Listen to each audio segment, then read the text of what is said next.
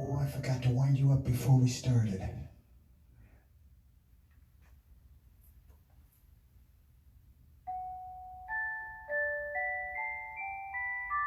There we go. That's better. Thanks. Gotta have John all wound up before he can play. Whoa, and he slipped. What's going on? Must be Halloween. Baseball, Halloween. Welcome to Lifting Spirits through music. We're here to cheer you up a little bit. And special guest tonight, Chicago Cubs organist John Benedeck. Ah, you got it. Yeah. Thanks, Tim. Oh, thanks for being here. Oh, man, it's a pleasure. It's always fun. I'm right down the street. I don't know why I don't come here as well. Yeah, I don't know why either. I don't know. We got coffee here, everything you want. You know? That's you could just say coffee and I'll be like, okay. Coffee, you'll be here. That sounds fine. That sounds good. And we just had coffee delivered while you were here. Yeah. Yeah. So, That was like a welcoming delivery. A bunch of We K-Cups do. came to the door. yeah, we got 96 K-Cups ready to go. That's a day's supply for me. It is, and we'll even share it with the Wookiee since he's a Cub The fan. Wookiee. Yeah. There's a baseball game tonight, I hear. There is. It's Yeah. the Braves Astros are tied. I wish it was 5 years ago. Yeah, you know. We'll be back. We'll be back. Because we got hobby. No, we don't. But we got Rizzo. You're gonna jinx it, no, man. We don't. We don't have Bryant either. No, we don't have. No. They Kimbrel. got, it's Wilson and Hendricks. That's all that's left. That's okay. Hey, we got Frank the Tank. Frank the Tank. Yeah, he's back. We might do a couple baseball tunes, but this Friday night is request night, so we're gonna do some requests that we've had. I've got a couple that I can do. Yeah, written that I'm down. requesting. Yeah, what are kind of written down. Kind of written down. Yeah, we'll Yeah. see what happens in the next 15, 20 minutes.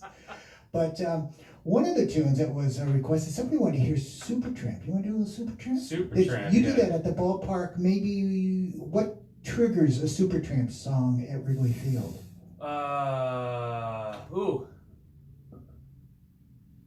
Give a little bit where if it's a close play and they challenge it, that's one of the challenge songs I have. So give a little bit of my heart, or give a little bit of my love to you, where it's like they're giving us something. If it's a challenge at work, I'm saying.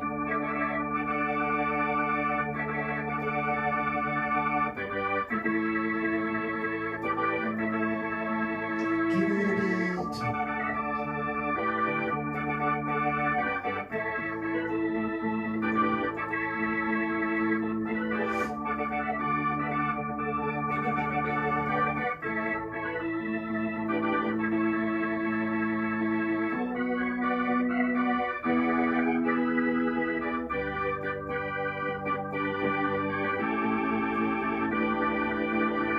Let's get to the end.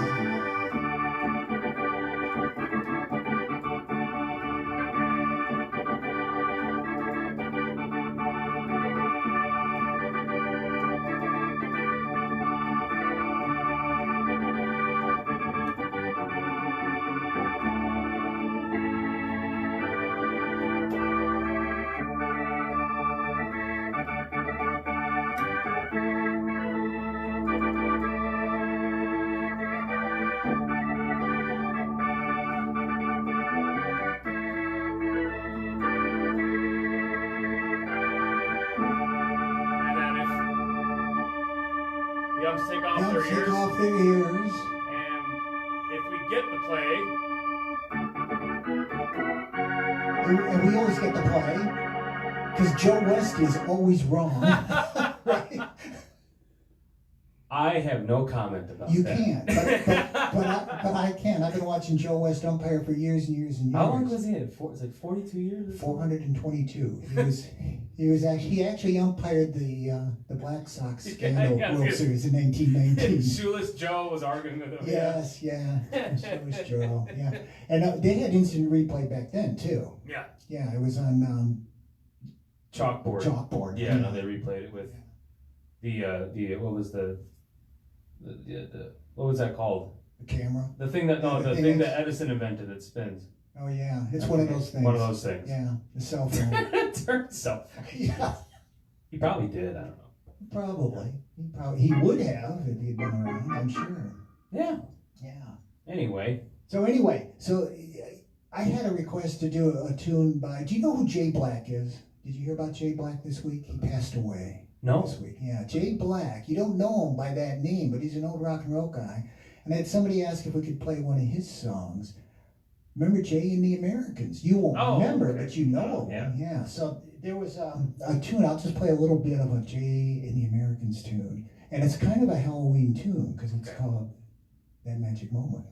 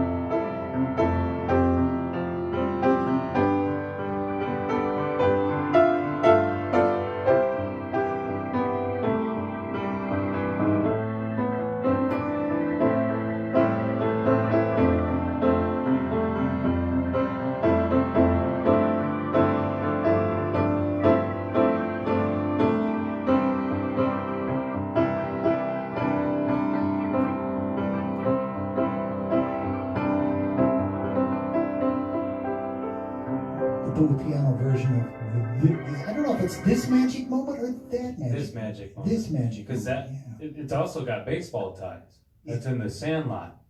Ooh. When Squints pretends to drown. Remember that scene? Yes. And then Wendy Peppercorn is trying to revive him, and he kisses her, which would like totally not fly at all today in a movie. But then that song plays, this magic moment, lips are close to mine. Yeah. You know, that just proves my theory that you can learn everything about life from baseball. From baseball. Yes. What not to do at a public pool. That's right, yeah. Is probably in there. Oh, Anyway, so sorry about Joe Black, but he was, I think, in his 80s. Yeah, he's up there. Yeah, but they had a lot of good songs. I think his big hit was Caramia, I think. Yeah. I know that one, the one you just played. I don't know Caramia. Yeah, this is the most popular one, I think, yeah. Right on. But you know what else is kind of cool? One of the biggest fans of the Cubs is also popular music that you play once in a while. Because don't you play some Pearl Jam? I do play some Pearl Jam. I play the chorus of Alive when a Cubs batter fouls off, like on an 0-2 or 1-2, 2-2, 3-2 count. They have 2 strikes. Yeah. They got.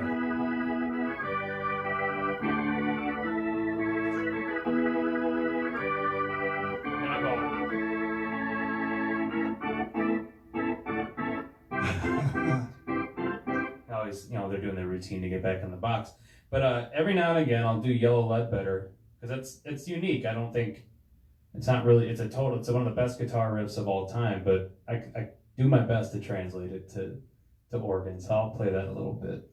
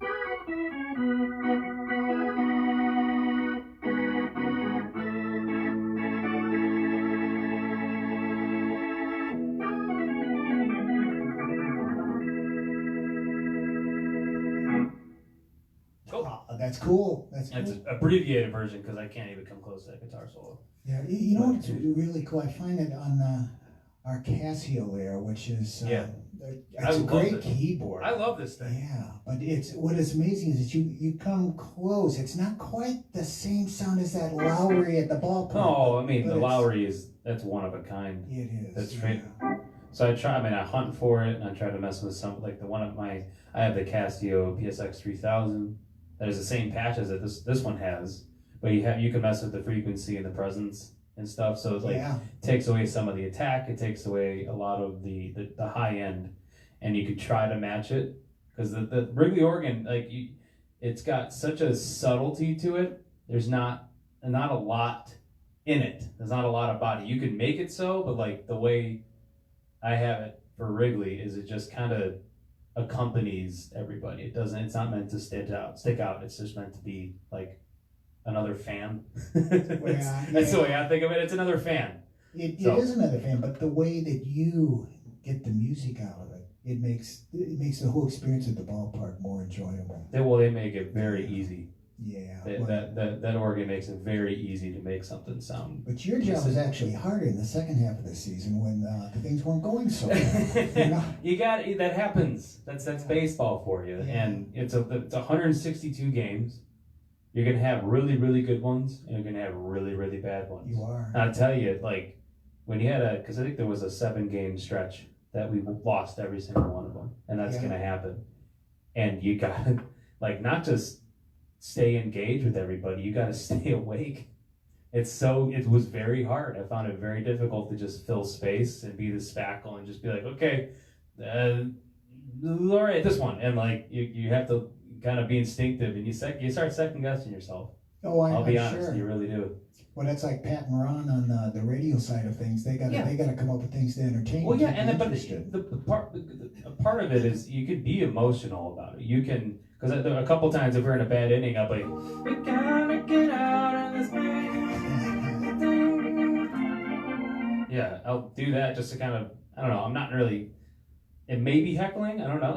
I don't know if it is, but it's... A little heckling's okay, as long as it's subtle. Yeah, and it's just I think I'm just sympathizing with everybody. We're all thinking the same thing. Exactly. The players are thinking the same thing. Everyone's thinking let's get out of this. But that's the cool thing about baseball. You've got time to think about that between lots of downtime. Yeah, lots of downtime. Yeah. Yeah, and the scenarios repeat themselves. I'll play the same type of ditties, especially if they're moment appropriate. Right. More than maybe once an inning. More than once an inning. Sure. And you just be surprised at how long some things take. There's no clock. It's not like hockey. The organists in hockey have very, very specific times they play. The stoppage of time, media timeouts, which happen pretty much the same time every game. And then after each period, Frank Pellico will play, Anyway, I'll play that one. But that's more routine. Baseball is a little bit more liberating and free. Whatever. It is. You have to improvise. Improvise, exactly. Well, speaking of baseball, I think there's another former ballpark organist in the room. Well, yeah, kind of. And Not kind of. Yeah, well, okay. You were a ballpark organist. I was. It was for the Cubs, but not the Chicago Cubs. It was for the Quad City Cubs. Quad City Cubs. Back in nice the 70s. Ballpark. Yeah. Beautiful ballpark. Oh, it is a beautiful ballpark. And what was unique for me is I got to work with a clown. And not myself. I was going to say another one? But there was a stadium clown, and he would walk through the crowd, and he would make the balloon animals, for the kids, and he'd cheer them up. And we would always work up something. We had a routine where we would do during the 7th inning stretch after taking them out to the ball game. And it was kind of a contest type thing. So we had fun doing that. But I had the distinction of being one of the very few organists who was ever kicked out of a baseball game. Why was that then? Well, that was because I got too involved. You let the fan part of you get the best. Yeah, I did, because I'm looking down the field, and there was a close play at the plate, but I could see it obviously much more clearly from up at the organ booth than the umpire standing 2 feet away. And it's not that high up over there. It's a single tier park. So yeah, this is true. This is true. So you could see. But anyway, I played this.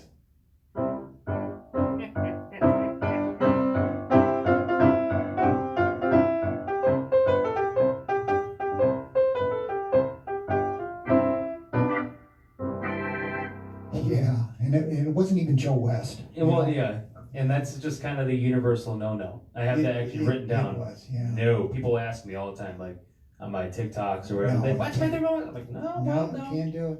But this is the first time I've played it since 1976. So I learned my lesson. I didn't get. Thought they were more lenient back then, but yeah.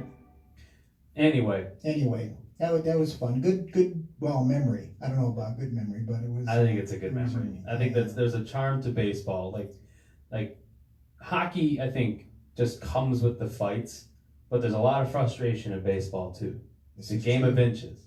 There's a huge play that started with one pitch. And if it's inches, I mean, now we can look down to the millimeter, like if it's actually close, like it's a ball in the back of the leather and the first baseman's glove before the runner hits the back. Like that's how close it can get.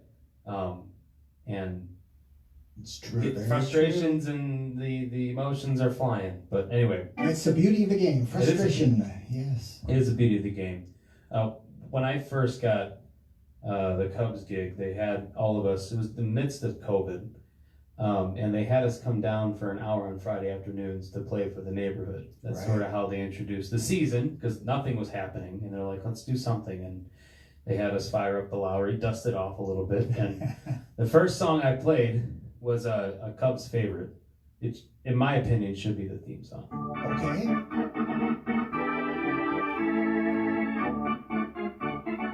There you go.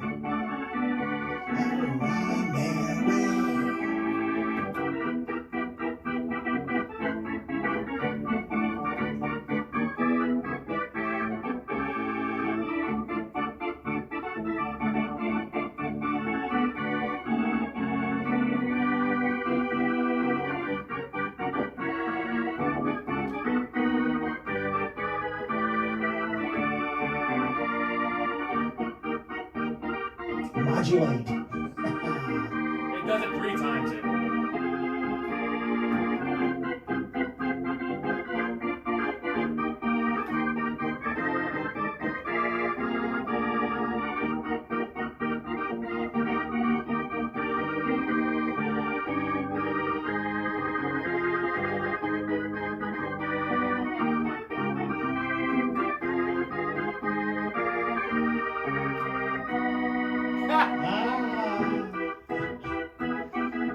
I think Chewbacca's dancing back there a little bit now. It's a good song.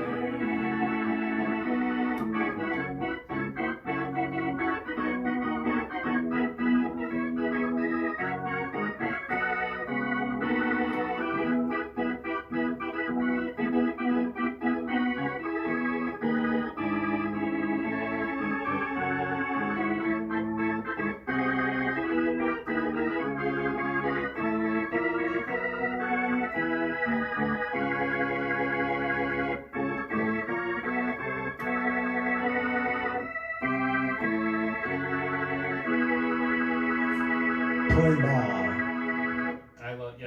I usually end my overture either with that one, or I'll do that as like an in-betweener after the stretch. Another one I really love,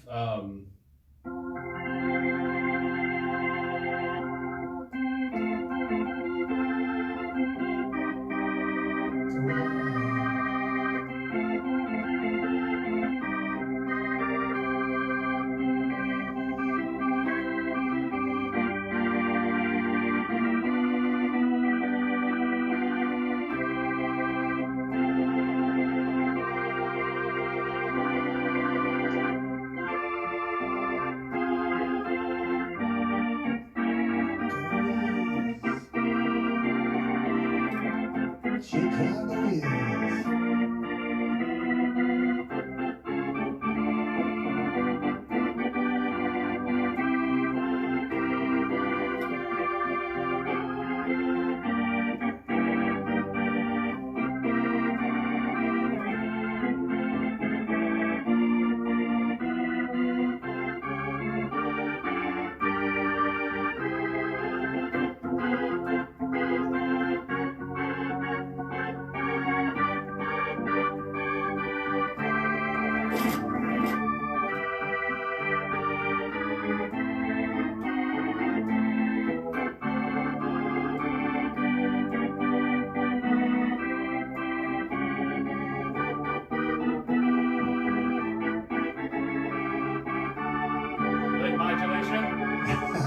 You're gonna run out of keys if you keep going any higher there.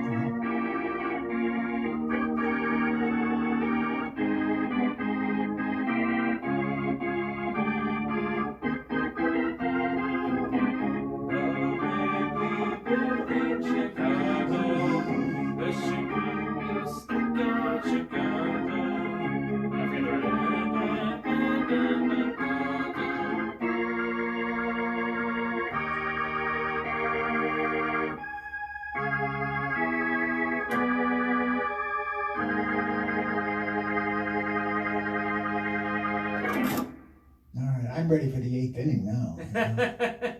The 8th inning. The 8th inning, yeah. What happens in the 8th inning? I don't know. That just seems like a really great song to play at the end of the 7th inning after we've scored a couple runs to take the lead. It's surprisingly too long because like the stretch is about a minute, right? And if they take a long time to introduce, they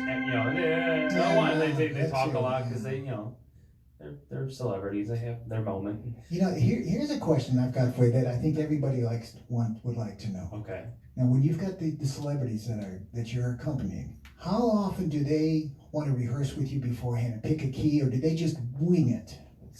The ones who've done it a lot, like the Bill Murrays and the Bob Odenkirks, all those ones that they won't come in and they'll just go up and wing it. And most of the time it works. I mean, it's the stretch. This isn't the anthem. Right. They don't have to have it right on key. It's sometimes charming when they're terrible.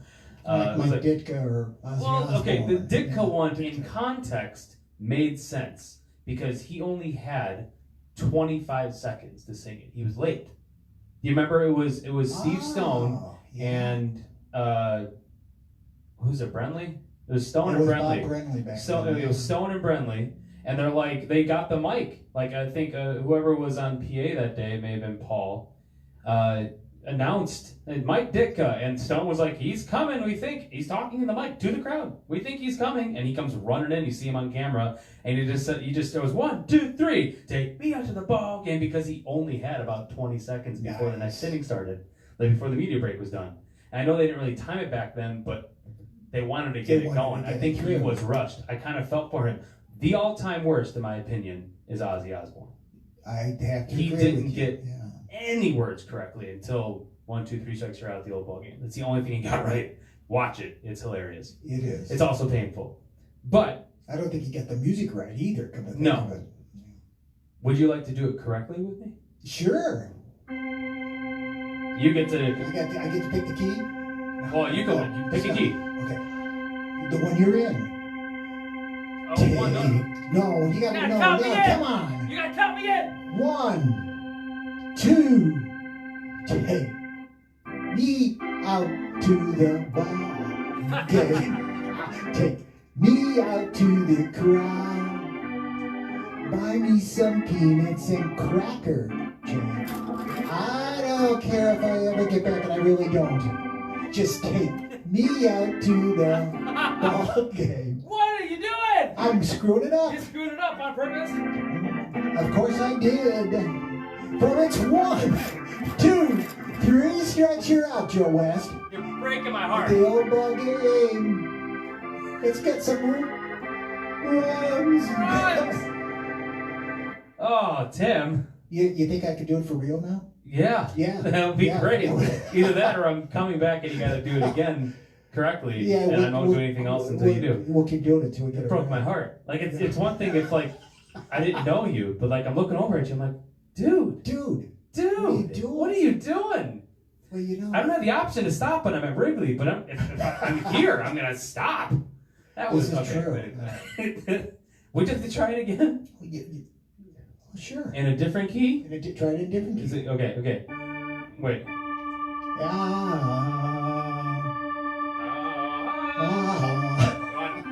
go back to see if we can go here. Let's go. 1, 2, 3. Take me out to the ball game. Take me out to the crowd. Buy me some peanuts and cracker jack. I don't care if I ever get back. So it's root for the Cubbies. If they don't win, it's a shame. Well, it's 1, 2, 3 stretch, you're out at the old ball There we go. game. All right, there we go. Yeah, you know what? I forgot the word I had. That was That's it. okay. That was it. Yeah. He's got one. He's got Yeah, one. he's got one. Yeah. Well, Awesome. That was fun. yeah. Cool. Go ahead. Okay, we're gonna finish. We talked with, a lot. But Well, yeah, that's true. I talk more. Actually, I probably talk more than I play piano, which is kind of scary. But You know what'd be fun to end on though? Show the people the difference between Nancy Faust Take Me Out to the Ball Game and Gary's. And All right. Gary's. Well, yeah, Gary's turned to mine and Josh's. Yeah. So so Nancy, they wouldn't really have a guest conductor. The fans were the conductors. So Gene Hondo would be like, now join organist Nancy Faust. Is that Comiskey or US, whatever you want to call it, and she'd just go.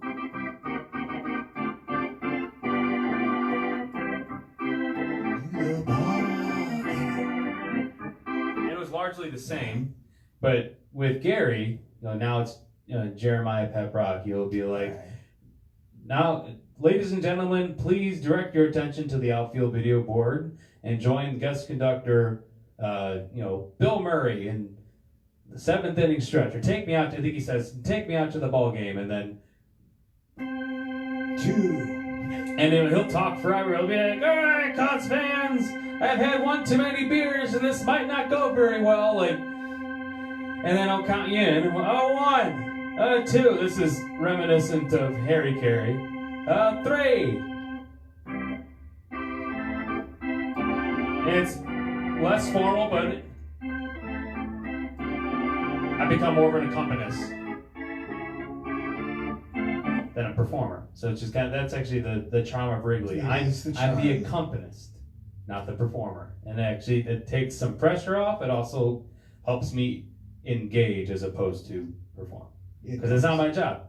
That's the player's job. They perform. They're there to see a ball game, and they're there to every now and again hear an organ. So, well, you make it fun. And during games, remember, you can actually tweet John with your requests. Yeah, I get a lot. Cool. I get a lot, and sometimes if I happen to have my Instagram or my Facebook or whatever open, people send me messages from all over the place. And if I know someone, they'll text me or whatever. And I legitimately not just enjoy playing requests, I need them. I need, because I'm there 40 plus games a year for 3 hours, 5 hours actually, if you include the overture. Yeah. I play a ton of songs. You do? And I'll go through everything I know in about a week. So it's nice to have new requests, and I expand horizons. I'll listen to it on Spotify during or whatever, but yeah. I know I text you during the game and say, did that really happen? I get a lot from Tim, because he's watching the game too. Almost everyone. Bobby and I sit there all through every game. And Bobby says, is John playing tonight? Yeah. Okay, let's watch. So even when you're not playing, I said, yeah, John's watching. That way we watch the game. I got to go to a game as a fan this year. That was kind of fun. Yeah, it is. Josh had the day, and I was in between series, so I went and got to hear him play, because he's fabulous. He is good. He has a kind of a jazzier, in a very obscure, very deep repertoire, very deep library. And he's got a church organ background. Well, I think that's his job. He's a church organist, and then he used to write, and he does freelance stuff as well. We should have Josh come in here one night. I'll bring that up, then. That'll be fun. Bring that out. It would be fun. Yeah, both of them in. How about that? One last thing I want to mention. I want to throw a shout out for Club 400, because you work with Stu quite a bit over there. Tell everybody what Club 400 is all about. It's a charity. Yeah. So about 6 years ago, a guy in Lake in the Hills named Stu.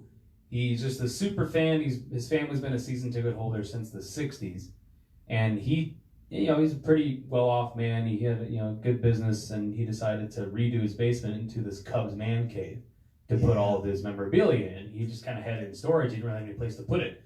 So he's got a bunch of cards and signed memorabilia and jerseys or whatever, and he redid his basement to this amazing bar party space. It's insane. It's unbelievable. Heaven. Just look it up. Look up Club 400 Lake in the Hills or Club 400 with Stu McVicker, and it's amazing. And it was right around the time that Tom Ricketts bought the team, and he caught wind of it and paid Stu a visit. and signed his wall and said, hey, if we win the World Series, this was 2014, by the way, if we win the World Series, I'm bringing the trophy here. Yeah, and he did. And he did. And he came back and signed the wall, and everyone got to see the trophy. And then one by one, it got more attention in the Cubs community, and he's thinking, oh man, I can really do something with this. So instead of making it a business, he made it a non-for-profit charity and donates all the proceeds from these events that he has to his charity. And I think he's over $500,000 out of his basement. That's what I heard. Over $500,000. And what he has, all these Cubs players come through there, big wigs from the media come through. I know Pat Hughes has been. Yeah. Kerry Wood's been. All the Hall of Famers have been through there that are still around. And I got to work with him producing his podcasts and recording the interviews and just hanging around these guys. And it's a great community. He's a very generous, awesome guy, and just loves the Cubs more than pretty much anybody I know, but also loves Cubs fans. And that's the purpose behind it. It's to donate charity to those who need it. He always returns the money to Cubs fans in his community and his family and who he knows who need it. Yeah, exactly. I've seen some of the people that he's helped out, and it's made a huge, huge difference in people's lives. Out of his basement. Yeah. It's in his house. It's pretty amazing. It is pretty amazing. Yep. Yeah, one of these days we're going to take the blue pianos over there. Yep. We're going to make that happen. Yeah. Make it happen. All right. Great. It's time to go. Yeah. Lifting spirits through music. You guys keep on keeping on. Cubs, keep on keeping on. Be kind. Cubs, be kind. And wear a smile. We'll see you guys next time. Thanks, John Benedeck of the Chicago Cubs Organist. Thanks for being with us, buddy. Thank you, Tim.